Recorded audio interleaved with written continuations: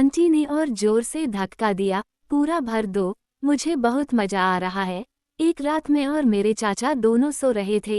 एक बार अचानक मेरी नींद खुल गई।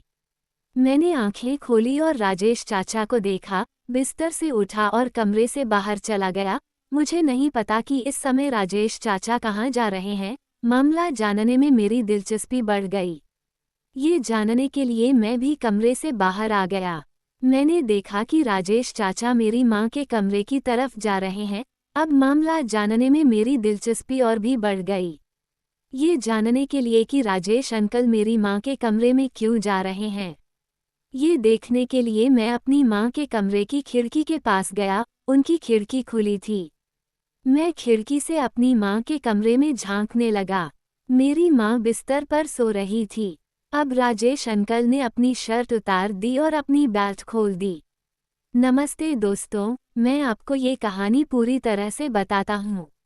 ये कहानी उस समय की है जब मैं 18 साल का था। हमारा परिवार श्यामपुर नामक एक छोटे से गांव में रहता था। जब मैं बहुत छोटा था तब मेरे पिताजी की मृत्यु हो गई थी। मेरे पिताजी के जाने के बाद हमारे परिवार की आर्थिक स्थिति खराब हो गई। उस समय हमारे परिवार में सिर्फ मैं और मेरी माँ थे। उन्होंने परिवार की जिम्मेदारी अपने कंधों पर ले ली थी और दिन रात मेहनत करती थीं ताकि हम दोनों किसी तरह गुजारा कर सकें। मेरी माँ गांव में किसी घर में काम करती थी। दिन में वह कपड़े धोती, बर्तन साफ करती, झाड़ू लगाती, पोछा लगाती और अपना और मेरा गुजारा करती। 5वीं क्लास पूरी करने के बाद मेरी पढ़ाई रुक गई, क्योंकि हमारे परिवार की आर्थिक हालत इतनी खराब थी कि मैं अपनी स्कूल की फीस और किताबें नहीं खरीद सकता था। इसलिए मेरी माँ ने मेरा स्कूल छुड़वा दिया और तब से मैं हमेशा उनकी मदद करने लगा। जिस गांव में हम रहते थे वह एक छोटा और सीधा सादा गांव था, लेकिन वहां की सोच अलग थी। गांव के आदमी और लड़के लगभग हमेशा मेरी माँ को बहकाने की कोशिश करते थे। वे उन्हें उत्तेजित करने और बहकाने की कोशिश करते थे, लेकिन मेरी माँ बहुत मजबूत और घमंडी थीं। उन्होंने कभी किसी पर ध्यान नहीं दिया। वो हमेशा अपने काम पर ध्यान देती थीं और किसी से ज्यादा बात नहीं करती थीं। मुझे आज भी वह समय अच्छी तरह याद है जब कुछ नेताओं और गुंडों की मेरी माँ पर बुरी नज़र थी। वे उन्हें फंसाने की कोशिश करते थे, लेकिन मेरी माँ ने कभी किसी की नहीं सुनी। उन्होंने मुझे हमेशा यही सिखाया कि हमें कभी भी किसी गलत इंसान या काम के साथ नहीं जाना चाहिए, चाहे हमारे हालात कितने भी मुश्किल क्यों न हों। उनकी यह सीख मेरे दिल में हमेशा बसी रही। मेरी माँ ने न सिर्फ हमारी फाइनेंशियल हालत सुधारने की कोशिश की, बल्कि मुझे सही और गलत का आइडिया भी दिया। वो बहुत ही सीधी सादी और ईमानदार औरत थीं, जिन्होंने कभी कोई गलत रास्ता नहीं अपनाया। माँ ने हमेशा मेहनत और ईमानदारी से हमारी जिंदगी की गाड़ी खींची। मैं अपनी माँ की बातों से बहुत इम्प्रेस हुआ और मैंने भी तय कर लिया कि चाहे कुछ भी हो जाए, मैं हमेशा उनकी तरह ईमानदारी से अपनी जिंदगी जीऊंगा।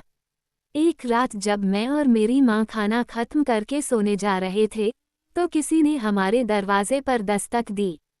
माँ ने मुझसे कहा, जाकर देखो, इतनी रात को हमारे दरवाजे पर कौन दस्तक दे रहा है, देखो कौन आया है। ये कहकर वो बिस्तर लगाने के लिए अपने कमरे में चली गईं। फिर मैंने अपने घर का दरवाज़ा खोला। जैसे ही मैंने दरवाज़ा खोला तो मैंने देखा कि वहाँ एक सुंदर कपड़े पहने आदमी खड़ा था। वो लगभग 50 साल का था। क्या बात है, तुमने इतनी देर से हमारा दरवाज़ा क्यों खटखटाया? मैंने उस आदमी से थोड़ी नाराज़गी से पूछा। मुझे देखकर वह बहुत खुश हुआ और बोला, नेहा, हाँ मैं ही हूँ। तुम कौन हो? मैंने सवालिया नज़रों से उसकी तरफ देखा। इससे पहले कि मैं कुछ समझ पाती, उस आदमी ने अचानक मुझे उठाकर अपने कंधे पर बिठा लिया और खुश होकर बोला, नेहा, मैं तुम्हारा चाचा हूँ, तुम्हारे पापा के दोस्त राजेश चाचा। राजेश चाचा की आवाज़ सुनकर मेरी मम्मी अपने कमरे से बाहर भागी और उनके सामने खड़ी हो गई और बोली, राजेश। अब मेरी मम्मी और राजेश चाचा एक दूसरे को देख रहे हैं। दोनों एक दूसरे को देखने में इतने खो गए थे कि ऐसा लग रहा था जैसे उन्हें दुनियादारी का कुछ पता ही न हो। करीब 2-3 मिनट बीत गए, लेकिन दोनों एक दूसरे को देखते रहे। फिर मैंने कहा, मम्मी, ये कौन है? मैंने राजेश काका के कंधे पर बैठते हुए पूछा। जैसे ही मैंने ये सवाल पूछा, मेरी आवाज़ सुनकर दोनों होश में आ गए। फिर राजेश काका ने मुझे अपने कंधे से नीचे उतारा। मैं जाकर अपनी माँ के पास खड़ी हो गई। मेरी माँ के चेहरे पर एक अजीब सी मुस्कान आ गई। फिर मेरी माँ ने कहा, नेहा, ये तुम्हारे राजेश अंकल हैं। ये तुम्हारे पापा के बहुत पुराने दोस्त हैं। इन्हें नमस्ते करो। फिर मैंने इन्हें नमस्ते किया और फिर भी हमारे घर आ गई। जैसे ही राजेश अंकल घर आए, उन्होंने मेरी माँ की कमर पर हाथ रखा। फिर मेरी माँ को शर्म आई और वो किचन में चली गईं। मैं किचन में गई और देखा कि मेरी माँ खाना बना रही हैं। मुझे समझ नहीं आया कि हमने अभी अभी खाना खाया है, तो मेरी माँ किसके लिए खाना बना रही हैं।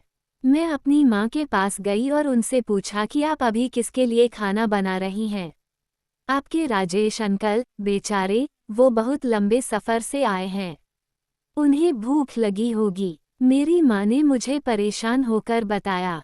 मैंने कहा, ठीक है, लेकिन मुझे ये बताओ कि अगर वो मेरे पापा के पुराने दोस्त हैं, तो वो अभी यहाँ क्यों आए हैं? मेरी माँ ने कहा, वो भी इसी गांव से हैं। वो यहीं रहते थे। वो रोज़ तुम्हारे पापा से मिलने हमारे घर आते थे। जब तुम्हारे पापा घर पर नहीं होते थे, तो वो मेरी मदद करते थे। वो बहुत अच्छे इंसान थे। उस समय बहुत मज़ा आता था।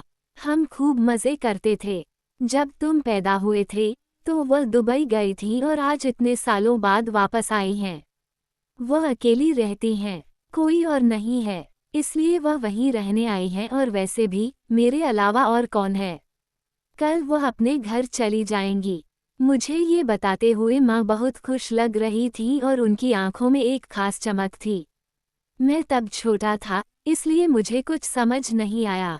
माँ के बर्ताव में अचानक आया बदलाव और उन्होंने जो मुझसे कहा उसका मतलब मेरी समझ से बाहर था।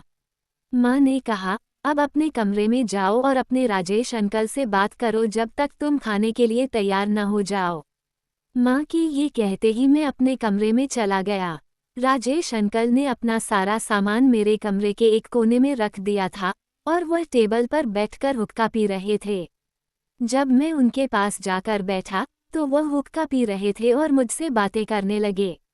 उस समय मुझे उनकी बातों से पता चला कि दुबई में उनका एक बड़ा रेस्टोरेंट है।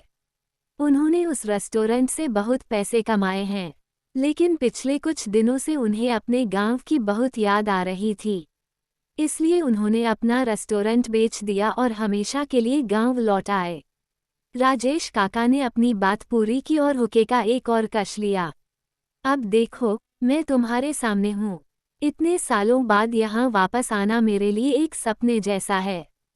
तुम बड़े हो गए हो और अपनी माँ को देखकर ऐसा लगता है जैसे कुछ बदला ही नहीं है।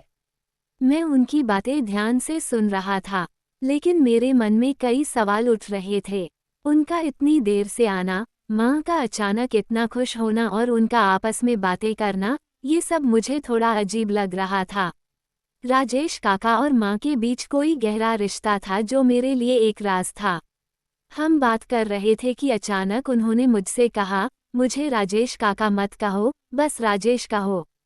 अब जब मैं उनसे बात कर रहा था, थोड़ी देर बाद मेरी माँ राजेश काका को डिनर के लिए बुलाने मेरे कमरे में आई और उन्हें डिनर के लिए बुलाने के बाद किचन में चली गईं। मैं भी राजेश काका के साथ किचन में चला गया। फिर माँ ने उनके लिए थाली परोसी और राजेश काका ने पेट भरकर खाया और फिर बैठकर जम्हाई लेने लगे। फिर माँ ने मधु से पूछा कि क्या तुमने मेरे लिए खाना बनाया? क्या तुम थकी नहीं हो, फिर भी मेरे लिए इतना कुछ करती हो? मैं कब थकी थी कि अब कैसे थक सकती हूँ? उसने सिर पर हल्की मुस्कान के साथ कहा। फिर राजेश काकू मुस्कुराते हुए किचन से चले गए। माँ ने मुझसे कहा, अब तुम अपने कमरे में जाकर सो जाओ। राजेश काकू, तुम अपने कमरे में सोओगे। मैं अपने कमरे में आ गया। राजेश काकू अभी भी हुक्का पी रहे थे। मैंने बिस्तर लगाया और राजेश काकू का बिस्तर अपने बिस्तर के पास रख दिया। राजेश काकू अभी भी हुक्का पी रहे थे और उनकी आंखों में एक अजीब सी चमक थी। माँ ने कहा कि वो मेरे कमरे में सोएंगे, लेकिन मुझे ये थोड़ा अजीब लगा। मैं चुपचाप अपने बिस्तर पर बैठ गया। मैं विचारों में खोया रहा। राजेश काकू धीरे धीरे कमरे में आए और अपने बिस्तर पर लेट गए। कमरे में सन्नाटा था और सिर्फ फुके की हल्की आवाज सुनाई दे रही थी। मैंने अपनी चादर कसकर पकड़ी और लेट गया, लेकिन नींद तो दूर की बात थी। अचानक राजेश काकू की चुप्पी टूटी। नेहा, तुम बड़ी हो गई हो, लेकिन तुम पहले की तरह ही सुंदर लग रही हो। तुम्हारी माँ ने तुम्हें अच्छे से पाला है। ये सुनकर मुझे थोड़ी हैरानी हुई, लेकिन कोई रिएक्शन नहीं दिखा। मुझे बेचैनी महसूस हुई। राजेश काकू ने फिर से बोलना शुरू किया। नेहा, मुझसे डरो मत। हम सब एक परिवार हैं। ये सुनकर मेरा दिल और भी जोर से धड़कने लगा। मैं समझ नहीं पा रही थी कि वो क्या कहना चाह रहे हैं, लेकिन उनकी बातों में एक अजीब मतलब छिपा था। मैं चुपचाप लेटी रही, लेकिन मेरा डर बढ़ता जा रहा था। राजेश काकू अब बिस्तर पर लेटे हुए थे। उनकी हरकतें और बातें मेरे मन में शक पैदा कर रही थीं। मैंने सोने की कोशिश की, लेकिन कुछ होने वाला था। रात का गहरा सन्नाटा, मुझे अपने कमरे में असुरक्षित महसूस हो रहा था। करीब 10-15 मिनट बाद राजेश काकू उठे और कमरे का दरवाज़ा बंद कर दिया। मैंने कमरे की लाइट बंद की और बिस्तर पर लेट गई। थोड़ी देर बाद मैं अचानक जाग गई। मैंने आंखें खोली और देखा कि राजेश काकू बिस्तर से उठकर कमरे से बाहर जा रहे हैं। पता नहीं क्यों मेरी उत्सुकता बढ़ गई कि राजेश काकू इतनी देर से कहाँ जा रहे हैं। मैं भी पता लगाने के लिए कमरे से बाहर आ गई। मैंने राजेश काका को मेरी माँ के कमरे की तरफ जाते देखा। अब मेरी उत्सुकता बढ़ गई कि वो मेरी माँ के कमरे की तरफ क्यों जा रहे हैं। ये देखने के लिए मैं अपनी माँ के कमरे की खिड़की के पास गया। उनकी खिड़की खुली थी। मैं खिड़की से अपनी माँ के कमरे में झांकने लगा। मेरी माँ बिस्तर पर सो रही थी। राजेश काका ने अपनी सीट बेल्ट खोली और उन्होंने मेरी माँ को वो चीज़ दी जो मेरे पापा मुझे पहले देते थे। मेरी माँ और राजेश काका दोनों पसीने से भीगे हुए थे। ऐसा लग रहा था जैसे दोनों पसीने में नहा गए हों। उनके शरीर से पसीने की बूंदें बिस्तर पर गिर रही थीं। दोनों इतनी जोर से ढूंढ रहे थे कि उनकी सांसों की आवाज़ पूरे कमरे में गूंज रही थी। अब मुझे नींद आने लगी थी, तो मैं अपने कमरे में आकर सो गया। जब मैं सुबह उठा तो मेरी नज़र राजेश काका के बिस्तर की तरफ गई, लेकिन वो बिस्तर पर नहीं थे। फिर मुझे रात वाली बात याद आई, तो मैं जल्दी से उठा और कमरे से बाहर निकल गया। मेरी माँ के कमरे का दरवाज़ा बंद था, लेकिन खिड़की खुली थी। मैं अपनी जगह पर बैठा था और अपनी माँ के कमरे को देख रहा था। थोड़ी देर बाद मुझे दरवाजे का लॉक खुलने की आवाज़ आई। मैंने उत्सुकता से देखा। राजेश काका मेरी माँ के कमरे से बाहर आए और फिर मैं और मेरी माँ जल्दी से कमरे से निकलकर साफ बाथरूम की तरफ भागे। थोड़ी देर बाद मेरी माँ ने मुझे आवाज़ दी और कहा कि नहाकर तैयार हो जाओ। फिर मैं उठा और राजेश काका को देखा। वह सो रहे थे। मैं बाथरूम में गया। नहाकर और तैयार होकर मैं बाहर आया। जब मैं किचन में गया तो मैंने देखा कि मेरी माँ खाना बना रही हैं, लेकिन वो बहुत खुश लग रही थीं। उनके चेहरे पर ताजगी और एक अलग ही उत्साह था। मैंने भी उनकी मदद की। थोड़ी देर बाद जब खाना तैयार हो गया तो मेरी माँ ने राजेश काका को बुलाया और हम तीनों ने खाना खाया। जब हम तीनों खाना खा रहे थे तो मेरी माँ उन्हें देखकर शर्मा रही थीं और हल्की सी मुस्कान के साथ मुस्कुरा रही थीं और वह उन्हें देखकर मुस्कुरा रहे थे। सुबह हम तीनों के नाश्ता करने के बाद मैं और माँ गांव में काम पर चले गए और राजेश काका अपने घर वापस चले गए। शाम को मैंने और माँ ने खाना खाया। खाना खाने के बाद मैं अपने कमरे में जाकर सो गया। उस रात मैं पेशाब करने के लिए उठा और बाथरूम गया। बाथरूम से लौटते समय मुझे माँ के कमरे से बातचीत की आवाज़ सुनाई दी। फिर मेरा ध्यान माँ के कमरे पर गया। उनके कमरे का दरवाज़ा बंद था, लेकिन कमरे में लाइट जल रही थी। मैं हैरान था कि माँ इतनी रात को किससे बात कर रही थी और उनके कमरे की लाइट क्यों जल रही थी। ये जानने के लिए मैं उनकी खिड़की के पास गया और अंदर झांकने लगा। माँ कह रही थी, अरे कब से तुम्हारा इंतज़ार कर रही हूँ। राजेश काका ने कहा, अरे मैं गांव में अपनी रेस्टोरेंट की दुकान खोलने जा रहा हूँ। इसलिए मैं गांव में जगह ढूंढ रहा था, लेकिन उस जगह का मालिक दूसरे गांव में रहता है। इसलिए मुझे उससे मिलने दूसरे गांव जाना होगा। अगर हम अपनी दुकान खोल लें तो तुम्हें अब किसी के घर में काम नहीं करना पड़ेगा। माँ ने कहा, मैं गांव में रेस्टोरेंट खोलूंगी और तुम्हारी इच्छा पूरी करूंगी, लेकिन अब तुम मेरी इच्छा पूरी करो। माँ मुस्कुराई और बोली, राजेश अंकल ने कहा, अगर तुम्हें अपनी इच्छा पूरी करनी है तो खुद मेरे पास आ जाओ। उनसे बात करने के बाद माँ तुरंत उनके पास चली गईं और फिर उन्होंने पहले जैसा ही किया। अब काफ़ी देर हो चुकी थी। मुझे बहुत नींद आ रही थी, इसलिए मैं घर जाकर सो गया। अगली सुबह मैं उठा और माँ के कमरे में गया तो देखा कि वहाँ कोई नहीं था। फिर मैं किचन में गया तो माँ वहाँ खाना बना रही थीं। वह पहले से ही नहाकर खाना बनाने में बिजी थीं।